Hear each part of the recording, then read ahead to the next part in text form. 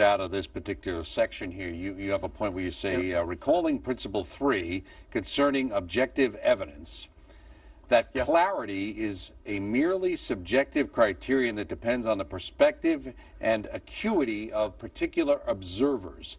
You say, for example, Einstein considered the special theory of relativity to be clear, but many of my students do not.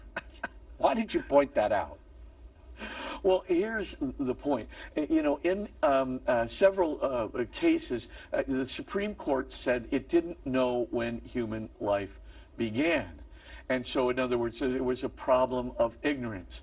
It was clear to them that a woman who had reached maturity, right, it's clear, remember, clarity is the criterion they're trying to use. It was clear to them that a woman was a person, but because a preborn human being didn't have that same larger body, that didn't have that same, ability to, to achieve something in the here and now, because of that, it wasn't clear to them that the preborn human being was a child.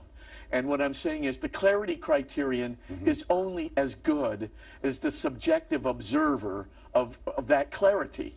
So here's my students, some of my students. I'm teaching special theory of relativity. Some of my students would say, that's as clear as a bell. Some of my students would go, I just don't get it. I don't get it. It wasn't clear to them. Does this mean that the special theory of relativity is wrong because it's not clear to you that the theory is wrong? No. The objective provability of the special theory is there in the evidence, right, of atomic clocks, all the pi meson, mu meson experiments, right, everything else that has validated the special theory again and again. Now that is the evidence. Your clarity on the subject, or my students' clarity on the subject, has got nothing to do with it.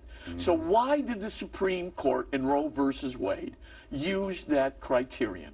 Why in the world would their clarity about the matter, by the way, admitted non-experts in genetics and everything else, why would that have anything to do with the objective truth of the personhood of the preborn human being? Why? Because it's completely subjective, and of course, it's in the eyes of the beholder. It's in the eyes of the person looking at the evidence. If you can see it, if you've got a scientific mind, if you've got the capacity to discern all of the characteristics, great, it'll be clear to you. If you don't have it, it won't be clear to you. But, of course, it's merely subjective. And anytime somebody says it has to be clear to me in order to be true, my thought is get out of the way and give him a good gentleman C+ and let him leave the class. Because, honestly, I'm telling you, what are you going to do with a person like that? You're certainly not going to be able to get very far in analyzing things scientifically, metaphysically, or logically, because if it's not clear to them, they'll just claim it's not true. We don't have enough time to really get any more in the book or get to some other questions. So let me ask you this one, somewhat self-serving. I know you're working on a new book.